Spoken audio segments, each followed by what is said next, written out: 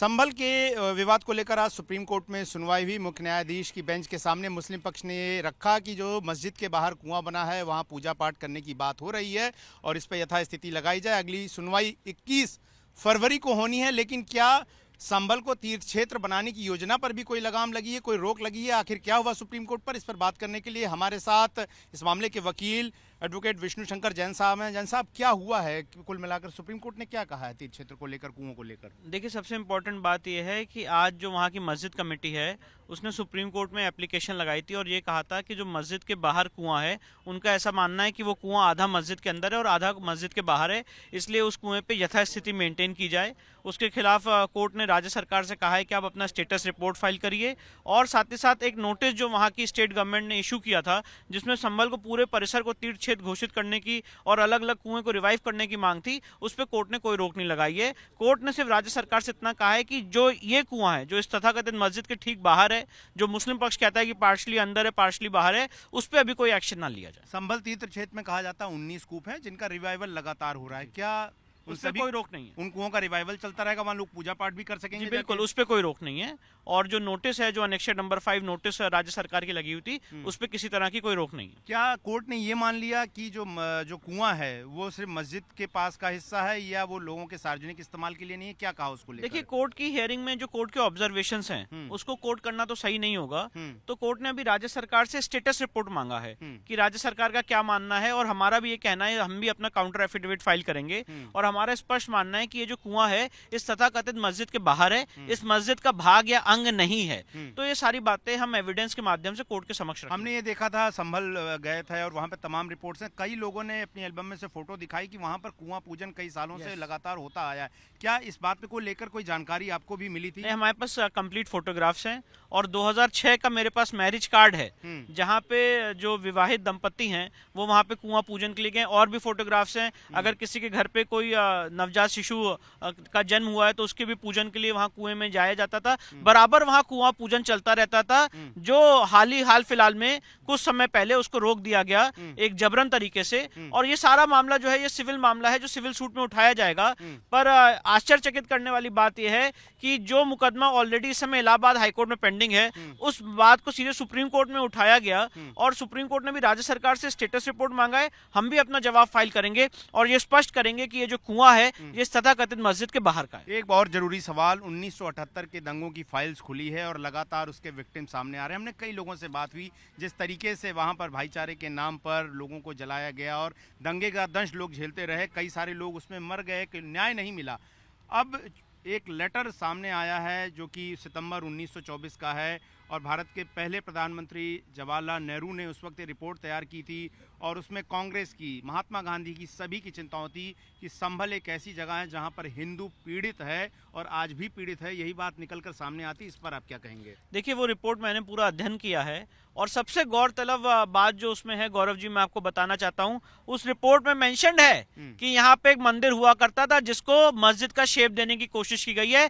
हरिहर मंदिर के ऊपर भी उस रिपोर्ट में टिप्पणी और उस रिपोर्ट में ऑब्जर्वेशंस किए गए। साथ ही साथ ये भी पाया गया कि जो दंगा किया गया मुहर्रम प्रोसेशन में वो गलत किया गया।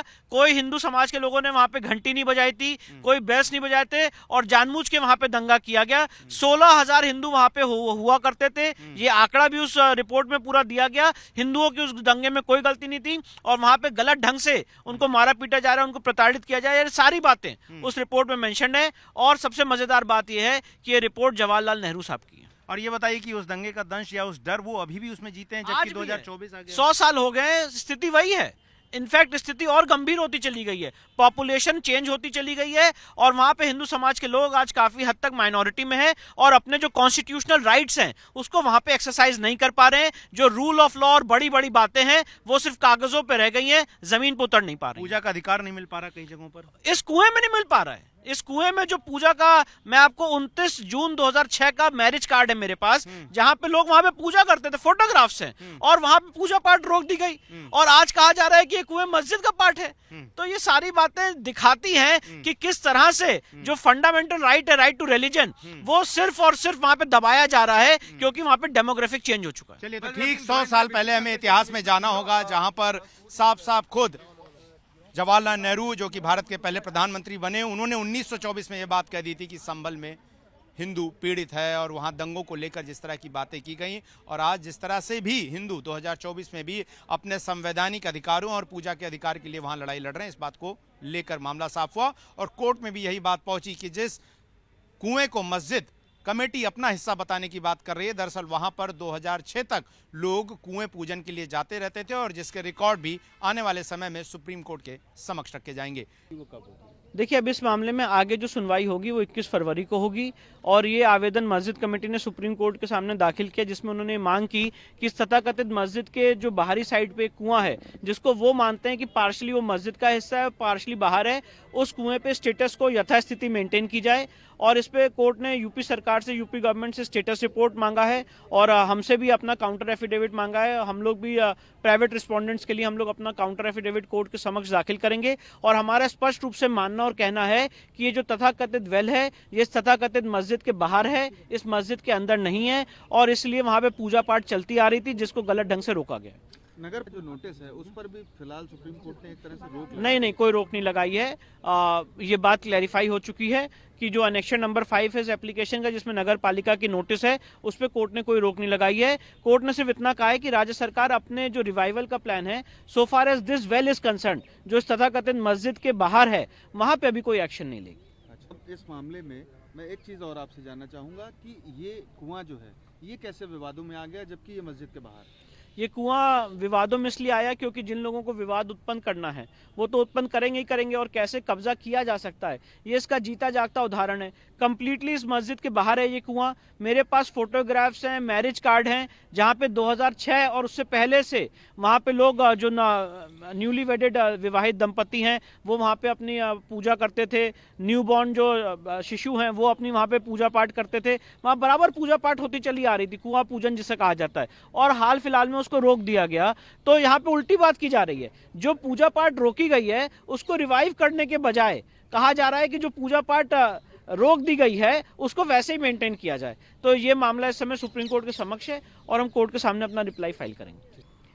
आज संभल वाले मामले में ऑनरेबल सुप्रीम कोर्ट के सामने मस्जिद कमेटी आई थी और ऑनरेबल सुप्रीम कोर्ट के सामने मस्जिद कमेटी ने एक याचिका लगाई थी, जिसमें उन्होंने कहा था कि इस तथाकथित मस्जिद के बाहर जो कुआं है उसमें यथास्थिति मेंटेन की जाए।